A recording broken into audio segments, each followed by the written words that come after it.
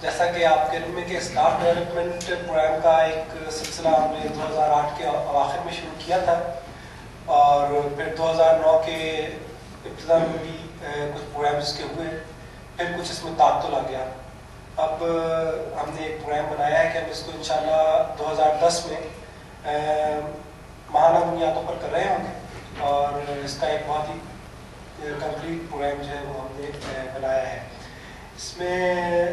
بہرحال یہ پروگرام جو ہے اس میں آپ لوگوں کی تجاویز اور مشورے اور فیڈ بیک یہ ساتھ ساتھ ہمیں چاہیے ہوگا، خاص طور سے اس وقت جو آپ کے ذہن میں یہ بات آتی ہو کہ کس کس پہلو سے اسٹار ڈیولپمنٹ پروگرام میں ہمیں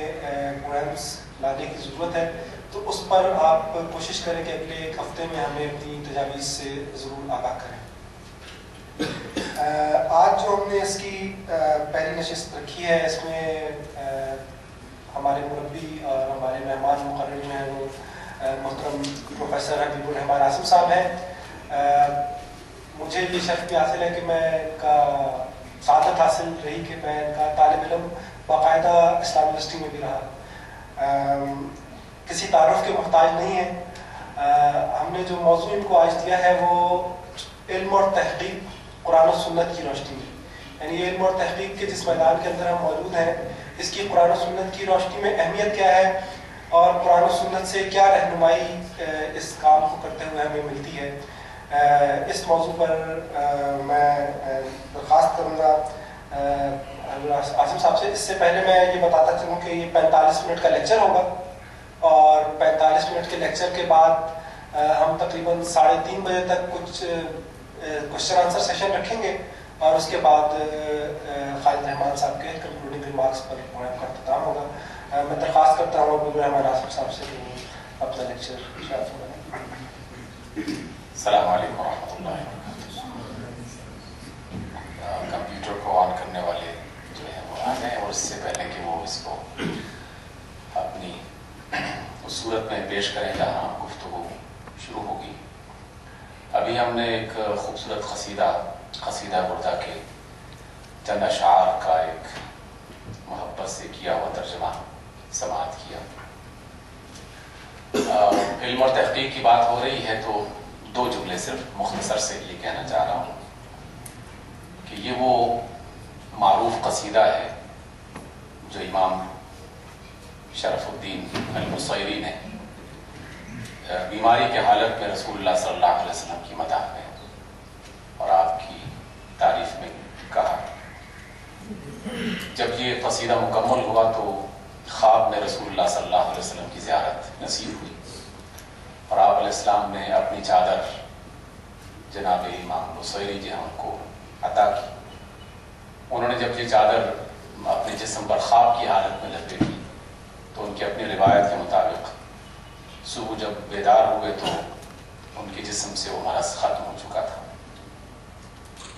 اس بات پر یہ قصیدہ معروف ہوا، اور پھر پورے عالم اسلام میں کوئی ملک اور کوئی زبان ہی ایسی ہوگی کہ شاید جس میں اس کا ترجمہ نثری یا شعری انداز میں نہ کیا گیا۔ پاکستان میں اس پر ایک PhD کا مقالہ لکھا جا چکا ہے پنجاب یونیورسٹی میں، کہ صرف پاکستان میں جو اس کے نثری اور شعری تراجم ہوئے ہیں وہ 100 سے زیادہ تعداد میں، اور اس پر باقاعدہ ایک سیر حاصل رسالہ لکھا جا چکا ہے۔ لیکن اصل قصیدہ بردہ جسے رسول اللہ صلی اللہ علیہ وسلم نے اپنی حیات طیبہ میں اپنے دستے مبارک سے خود چادر عنایت کی تھی، وہ تھے جناب کعب ابن زہیر، صحابی رسول تھے، اور زہیر ابن ابی سلمہ کے بیٹے تھے۔ رسول اللہ صلی اللہ علیہ وسلم کی خدمت میں انہوں نے قصیدہ پیش کیا، اپنا منہ لپیٹ کے آئے تھے کیونکہ اللہ کے رسول نے انہیں قتل کرنے کا حکم دے دیا تھا، لیکن ان کے دوست ابن اکرمہ جو ہے ابی جہل، وہ ان کو ساتھ لے کے آئے اور کہا کہ اللہ کے رسول بہت ہی معاف کرنے والے ہیں۔ قصیدہ کہا تو اللہ کے رسول نے اپنے دست مبارک سے انہیں چادر عنایت کی، جس کی وجہ سے وہ قصیدہ بردہ کہلایا۔ میں اپنی گفتگو کا آغاز رب ذوالجلال کی آیت کے اس ٹکڑے سے کر رہا ہوں، جس کی بنیاد پر میں اب آپ کا مہمان گفتگو کرنے والا نہیں رہا، بلکہ اسی خاندان اور اسی مقام کا ایک حصہ بن جاتا ہوں۔ آغاز کر رہے ہیں ہم اپنے آپ سے کہ جب بھی علم اور تحقیق کے میدان میں قدم رکھیں یا قدم بڑھائیں تو پھر اپنے آپ کو سمجھانے کے لیے سب سے پہلے سوچنا چاہیے۔ جب ہم سوچتے ہیں تو اللہ رب العزت کی طرف سے ہمیں جو تعلیم ملتی ہے کہ معاملات کو سدھارنے کے لیے ہزارہ طریقے سوچے جا سکتے تھے، اور خانہ کعبہ میں اور اس کے آس پاس کے علاقوں میں جو ہزارہ خرابیاں تھیں ان میں سے کسی بھی خرابی کو ترجیحات کی بنیاد پر مرتب کیا جا سکتا تھا، اور کسی ایک خرابی کو بنیاد بنا کے اس کو دور کرنے کا اہتمام کیا جا سکتا تھا۔ لیکن رب ذوالجلال نے اپنے بندوں کی اصلاح کا جو سب سے اچھا طریقہ سمجھا وہ علم اور معرفت ہی کا ہے۔ جیسے جیسے علم اور معرفت کا میدان کھلتا ہے انسان کے دل و دماغ بھی کھلتے ہیں، اور جب کسی بندے کے دل و دماغ کھل جائے، حقیقت آشکار ہو جائے اور راز اس پر منکشف ہو جائے تو پھر ہر میدان میں وہ کامیابی سے قدم بڑھا سکتا ہے۔ رب ذوالجلال کی یہ 5 آیتیں، اس پر 20 باتیں کہی جا سکتی ہیں، اور سینکڑوں افراد نے اپنے اپنے انداز میں 20 باتیں کہی ہیں۔ لیکن پہلی آیت کہ اپنے رب کے نام سے پڑھو جس نے تخلیق کیا، پوری کائنات کی تخلیق کی طرف اشارہ، اور پڑھنے کو، سوچ و بچار کرنے کو اور مطالعہ کرنے کو اللہ رب العزت نے آگے بڑھنے اور ہدایت حاصل کرنے کا پہلا قدم قرار دیا۔ لیکن پڑھنے کو عام نہیں رکھا گیا، بلکہ اسے رب ذوالجلال کی تخلیق اور رب ذوالجلال کی کائنات کے ساتھ جوڑا ہے کہ جو شخص بھی اس کائنات پر غور کرے گا یقیناً اسے اپنے رب سے تعلق جوڑنے میں کامیابی حاصل ہو سکے گی۔ اس وجہ سے اس کو اقرا کے بعد فل سٹاپ لگا کے بات پوری نہیں کی جا سکتی جب تک کہ اقرا بسم ربک الذی خلق پورا جملہ نہ پڑھا جائے اور پورے جملے کا معنی اپنے ذہن میں نہ بٹھایا جائے۔ پہلی آیت میں انسان کے نظریات اور عقائد کی اصلاح کی گئی تاکہ انسان کا اپنے رب سے تعارف مکمل ہو جائے یا کم از کم قائم ہو جائے، اور دوسری آیت میں اللہ رب العزت نے مادی دنیا کا دروازہ کھولا کہ جس میں ایک بہت بڑی حقیقت کی طرف ابتدائی آیات میں اشارہ فرما دیا، خلق الانسان من علق۔ خلق کا پہلے تذکرہ کیا ہے، اور خلق میں انسان چونکہ سب سے ممتاز، برتر اور بہتر ہے، اس لیے بطور خاص اس کے لیے ایک الگ آیت پسند فرمائی اور اس کی تخلیق کی ابتدا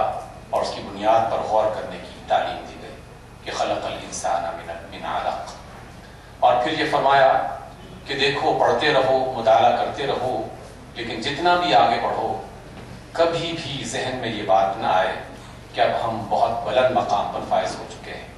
اور ہم نے کوئی بہت بڑا کارنامہ سر انجام دے دیا ہے، بلکہ ہمیشہ یہ گمان کرو کہ سب عزتوں کا مالک تمہارا رب ہی ہے، اور ابھی اس کے علم کے خزانے بہت بڑے ہیں اور بہت وسیع ہیں۔ تم جتنا بھی آگے بڑھو گے کبھی بھی تمہارے علم کا اختتام نہیں ہوگا، بلکہ مزید بڑھنے کے میدان کھلے رہیں گے۔ اور پھر چوتھی آیت میں وہ ایک بہت ہی معروف بات جو آپ نے 20 مرتبہ سنی، پڑھی اور سوچی ہوگی کہ ہمیشہ اللہ رب العزت نے قلم کو ایک فضیلت اور ممتاز مقام عطا کیا، اور بعض روایات میں یہ بھی آتا ہے کہ تخلیق کائنات میں قلم کی تخلیق سب سے پہلے کی گئی، اور علم کو آگے بڑھانے کا بھی ذریعہ اسی قلم کو بنایا گیا۔ یہ قلم مختلف ادوار میں شکلیں اور حیتیں بدلتا رہا ہے۔ یہ جو اس وقت آپ کے سامنے کمپیوٹر اور اس پر لکھی جانے والی تحریر ہے، یہ روشنی سے لکھی جانے والی تحریر ہے، نور سے لکھی جانے والی تحریر ہے۔ یہ بھی قلم کی ایک کیفیت، اور آئندہ آنے والے زمانوں میں نہ جانے یہ قلم کس کس شکل میں اور کس کس حیت میں ہمارے سامنے ظاہر ہوگا، لیکن ایک ذریعہ علم کو بنانے کا، اس کو جمع کرنے کا، اس کو سیکھنے کا، اس کو آگے پہنچانے کا، یہ ہمیشہ اللہ رب العزت نے قلم کو اس کی بنیاد بنایا ہے۔ اور 5ویں آیت میں کہ اللہ رب العزت نے انسان کو وہ سکھایا ہے جو وہ نہیں جانتا، اس بات کی طرف اشارہ کہ جو بھی انسان کے پاس ہے وہ سب اللہ کی طرف سے ہے، اللہ کی عنایات ہیں. اگر اس کی عنایات اور اس کی توفیق اور اس کی مدد نصرت موجود نہ ہو تو انسان کچھ بھی نہیں کر سکتا.